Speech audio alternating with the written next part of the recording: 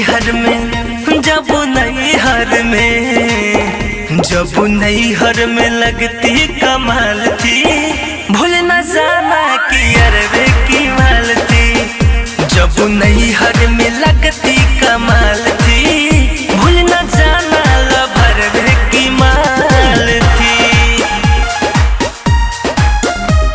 लभरबे की माल थी।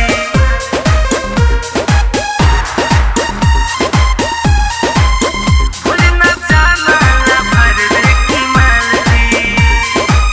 कहला फोन अब उठाते नहीं है, पहले तो रहबती आती नहीं है। पहले तो हर घड़ी हमारे पमर, अब तो बुलबलो पे आते नहीं है।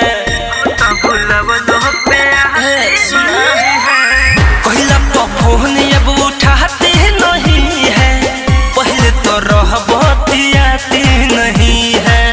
पहले तो हर घड़ी हमारे पमर, अब तो बुलबलो पे आती नहीं है। हमर पतलिया नागिन जैसे चाल थी। जब नैहर में जब नैहर में जब नैहर में लगती कमाल थी, भूल न जाना कि अरबे की माल थी।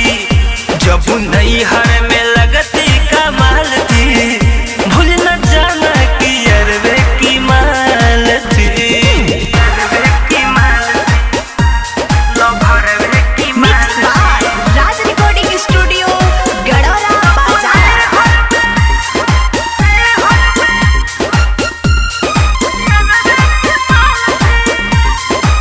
मजा जब लेत रहू ससुराल में जाके, पिया से सच के कवारी में।